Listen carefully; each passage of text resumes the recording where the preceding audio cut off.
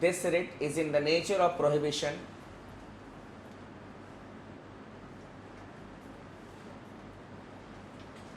prohibiting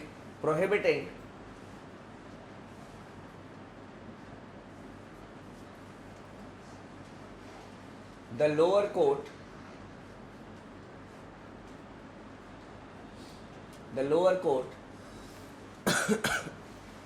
from further proceeding with the case,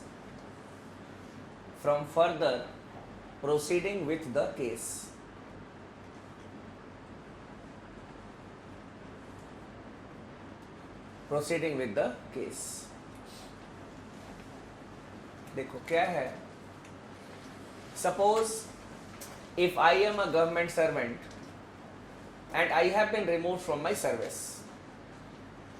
If I am a government servant and I have been removed from my service, then what I will do, I will go to the High Court and I will put the matter before the High Court. Now in the High Court, suppose 8 to 10 hearings have taken place and I have not been given a chance to put forward my views through my lawyer or personally. This is violation of the principle of natural justice. I have not been given a chance to be heard. That is one thing. Or it may happen that the High Court may be acting outside this jurisdiction, means it is looking into those things that it should not take care of, that is not in its jurisdiction.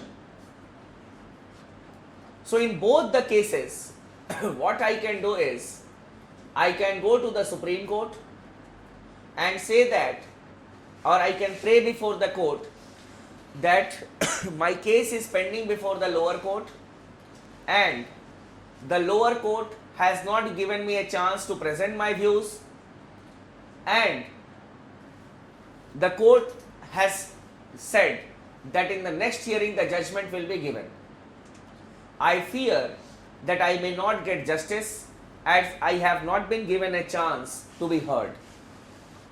Or secondly, I can also pray before the court that in the lower court is not looking into the matter that it should look upon, and it has unnecessarily we can say extended or expanded its jurisdiction. Unnecessarily it is poking its nose in the matter that it should not take care of. In all the three cases, the Supreme Court can issue the writ of prohibition to that lower court that you stop here, you should not deliver the judgment. The court will look into the things that I have petitioned for, and till the further orders, the judgment of the court will not be there.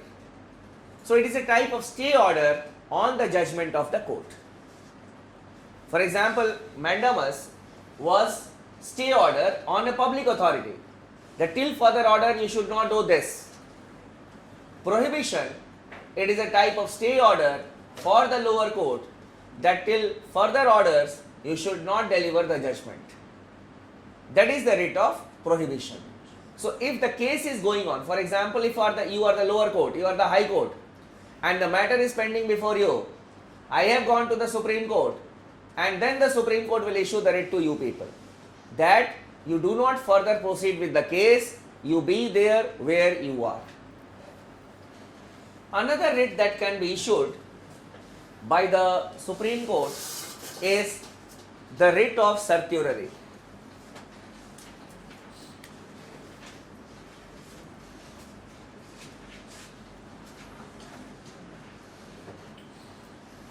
The writ of certiorari.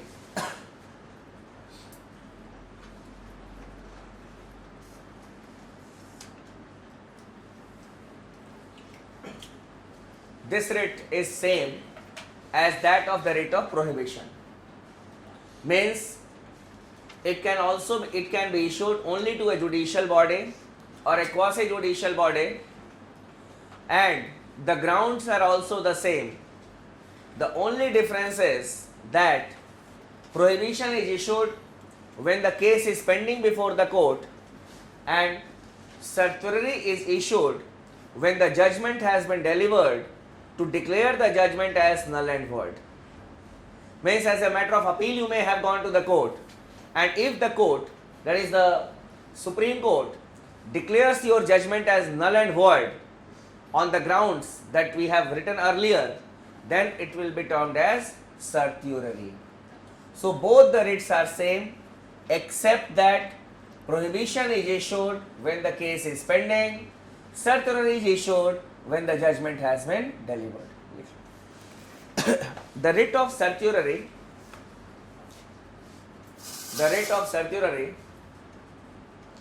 is same as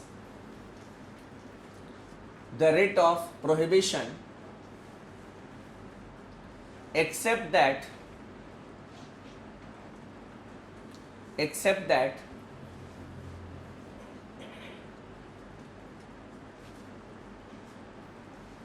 prohibition is issued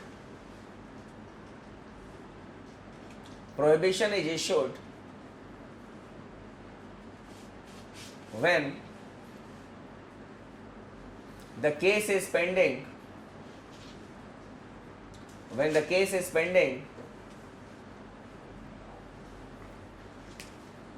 before the lower court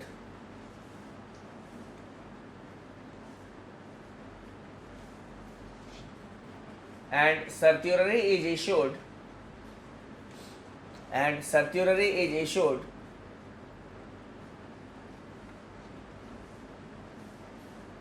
when the judgment has been delivered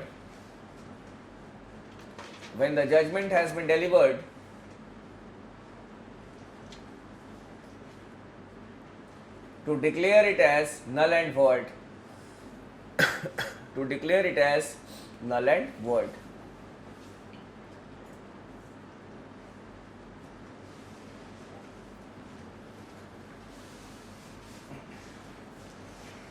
Then there is another writ that can be issued by the Supreme Court, that is the writ of quo warranto.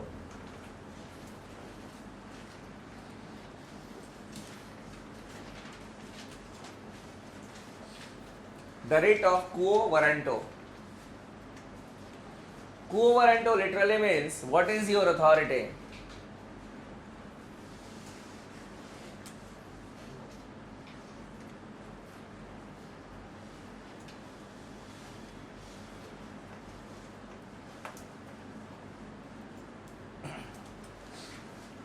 What is your authority?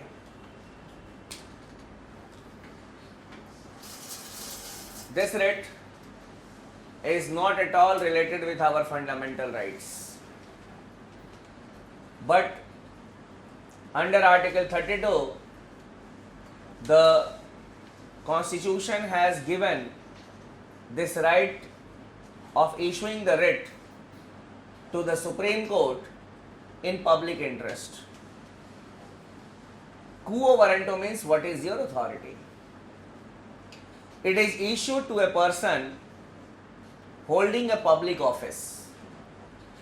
The governor, the chief minister, the CAG, clear? They can be issued, the chief vigilance commissioner, they can be issued this writ. Why? To ascertain that whether you are legally capable of holding that office or not. So basically, it is issued to ascertain that whether a person is legally qualified to hold that particular office or not. So it is not concerned with our fundamental rights. You may note it. It is issued to a person holding a public office.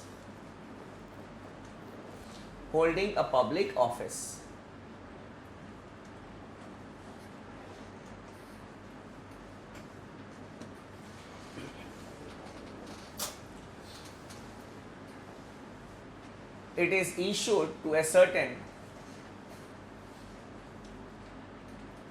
it is issued to a certain whether a person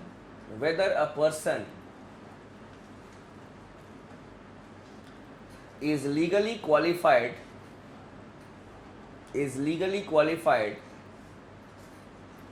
to hold that office or not.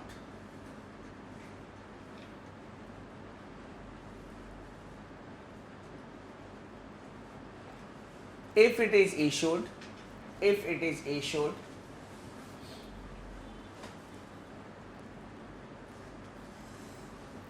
the concerned public official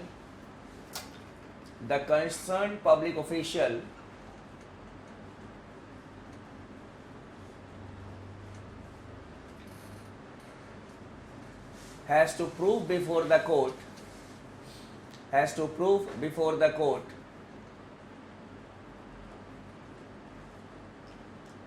that he is legally qualified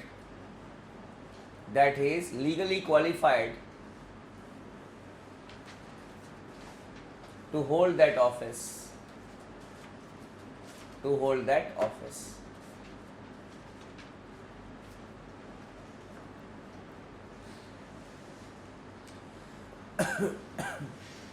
The year was 2001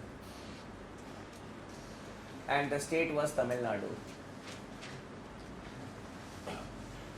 Jayalalitha was disqualified to contest the Vidhan Sabha elections as she was convicted by a lower court, and there was a law at that point of time that anyone who has been convicted even by a lower court for a punishment of at least 2 years should be disqualified from even contesting the elections. So Jayalalitha was disqualified from contesting the elections, but after the elections we saw the AIADMK coming into majority in Tamil Nadu. The MLAs of Tamil Nadu, that is the AIADMK, they proposed the name of Jayalalitha to be their chief minister. The governor appointed Jayalalitha as the chief minister. The governor may be ignorant about certain laws, and the governor, Fatima Bibi, she appointed Jayalalitha as the CM on the pretext that even a non-member can be a minister for 6 months. That is a rule in our country. Now this was challenged in the B.R. Kapoor versus State of Tamil Nadu case, that how a person who is not qualified even to contest the election of MLA, that person will be appointed as the CM of a state. Fatima Bibi did not take care of the second aspect of that clause, that no doubt it is written in the constitution that even a non-member can be a minister for 6 months, but the clause also says that the person should not be otherwise disqualified, or she should be qualified to be an MLA, but she was not qualified. So quo warranto was issued and the chief ministership of Jayalalitha was declared as null and void. So just giving you an illustration, that is what type of cases can be there, it can be heard as a matter of quo warranto. These are the 5 types of writs which can be issued by the Supreme Court. These 5 type of writs that we discuss now, it can be issued by the High Courts also. Here only we will be discussing the difference between the writ jurisdiction of the Supreme Court and the High Courts.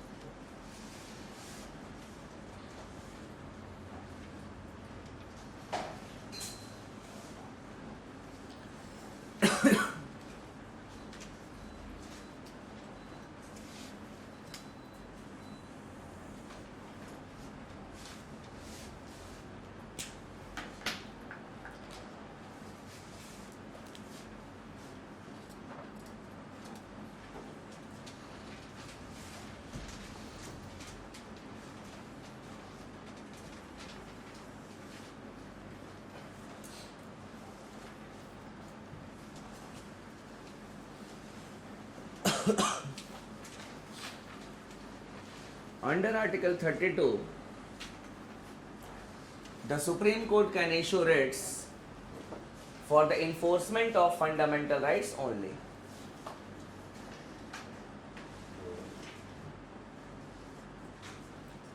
Under Article 32, the Supreme Court can issue writs for the enforcement of fundamental rights only. On the other hand,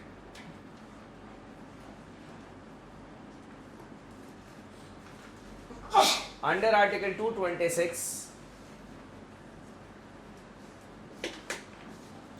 the High Courts can issue writs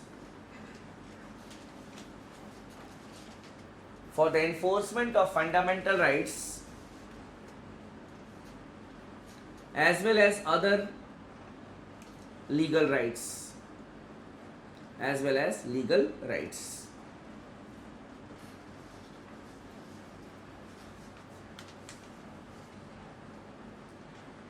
So if your right to property is taken and compensation is not given to you, you are not supposed to go directly to the Supreme Court, but yes, you can go to the High Courts, and the High Courts can issue it for that purpose. But if your fundamental rights are violated, you can go to the Supreme Court, and the Supreme Court will be issuing the writ for that purpose. So here what we say, that the High Courts can issue writs for the enforcement of fundamental rights as well as other legal rights. So here we can write as note,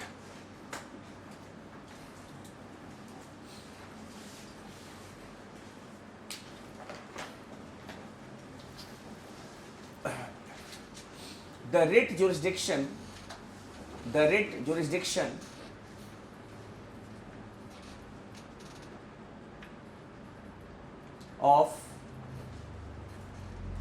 High Court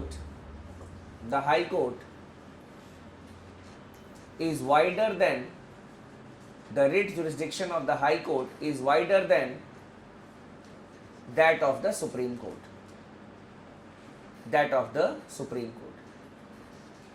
Here we are not talking about territorial jurisdiction, the subjects.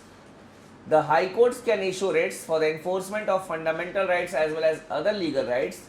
That is why we say that the High Courts have got wider writ jurisdiction than the Supreme Court. Then, under Article 32,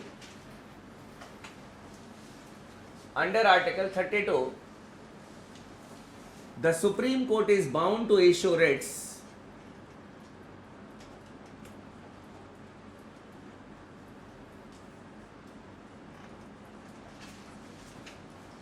under Article 32, the Supreme Court is bound to issue writs if the fundamental rights are violated. If the fundamental rights are violated or not enforced.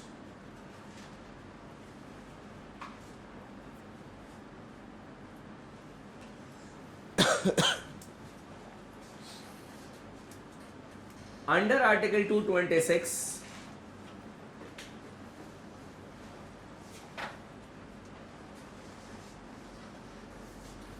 the High Courts are not bound, the High Courts are not bound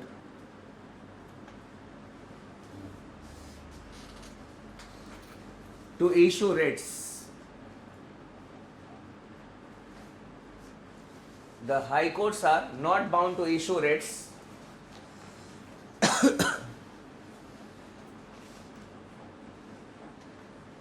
they may suggest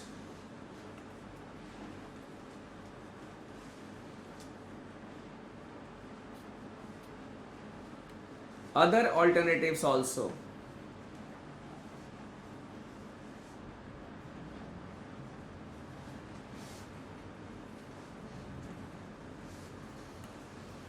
They may suggest other alternatives also.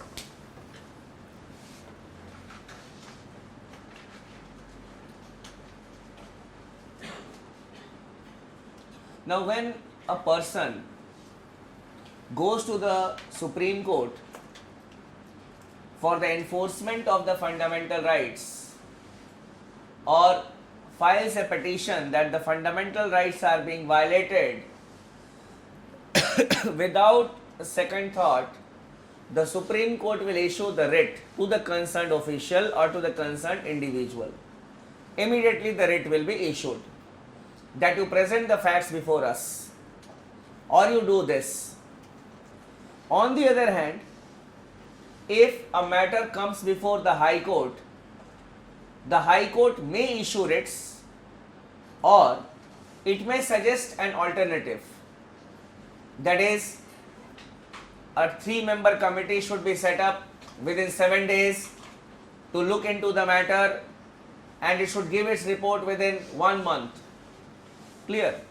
So here what we see, that some other alternative has been given. The committee will be formed and within 7 days, the committee will give the report within 1 month, and then we'll see that whether the fundamental rights were violated or not. But here, in the case of Supreme Court is bound to issue writs immediately. That it has been heard that this has been done in your office or by you. You please furnish details about it within 24 hours or 48 hours. So when the writ of the court is, or the command of the court comes to a particular office or an individual, obviously it is taken more seriously. And that is why the Supreme Court has been termed as the custodian or the guardian of the fundamental rights.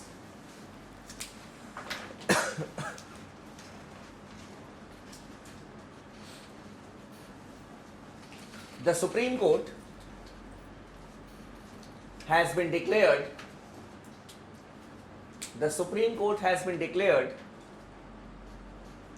as the guardian or custodian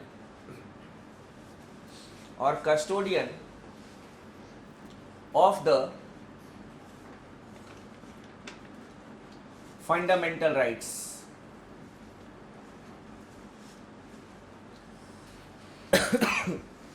These were the things that we needed to discuss under the fundamental rights. We started our discussion on the fundamental rights by introducing fundamental rights by comparing it with the human rights. So first of all, we discussed the concept of human rights and then related it to the fundamental rights. After that, we had discussed the nature of fundamental rights.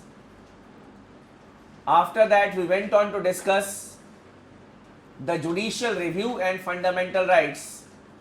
There we discussed the doctrine of severability and the doctrine of eclipse. After that, we discussed the amendability of the fundamental rights with a special emphasis on the basic structure doctrine. Then we talked about the suspension of the fundamental rights, and there we discussed that articles 20 and 21 can never be suspended. And then we talked about the classification of the fundamental rights, and we winded up our discussion today with a comparison of the writ jurisdiction of the Supreme Court and the High Courts. This was the synopsis of what we had discussed in the fundamental rights. Now coming to the next topic that we need to discuss, it is directive principles of state policy.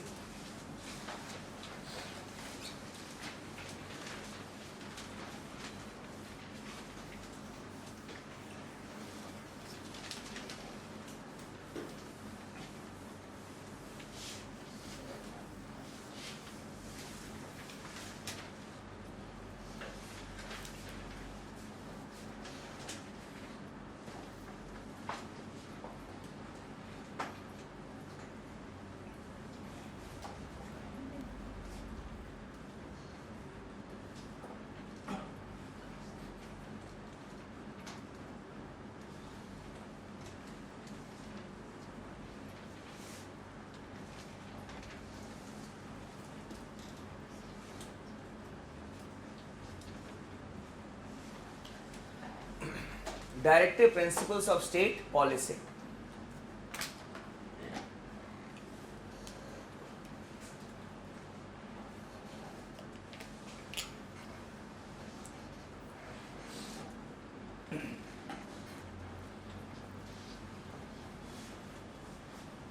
The principles which direct the policies of the state means the policies of the states should be based on what principles?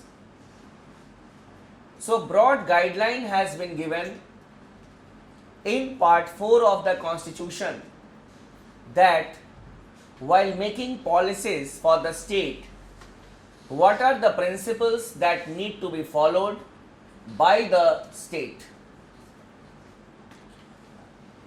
Why a directive has been given? Why a path has been shown to the state that you will have to base your policies on these principles? The objective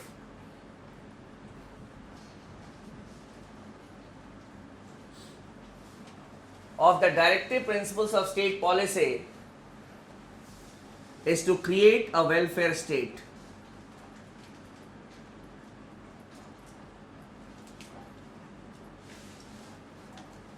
Create a welfare state.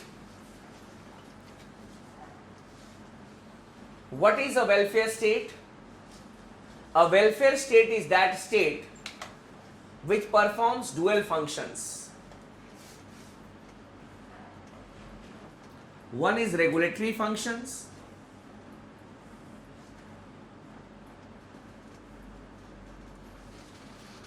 and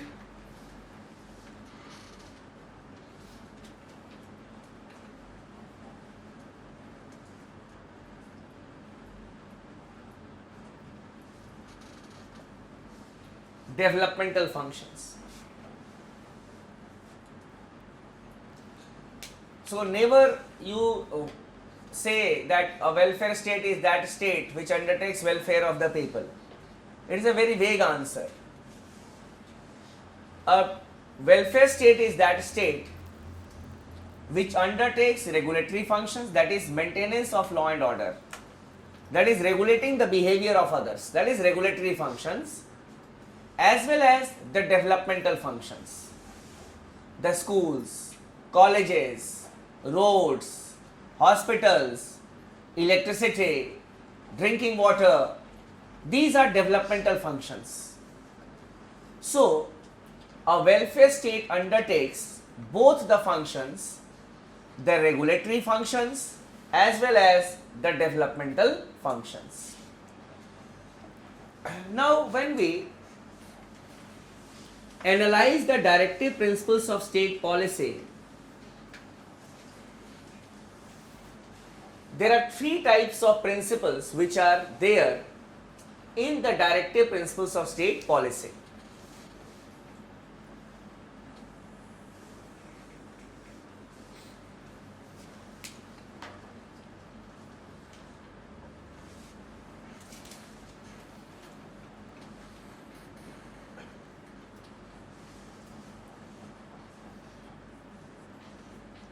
the socialist principles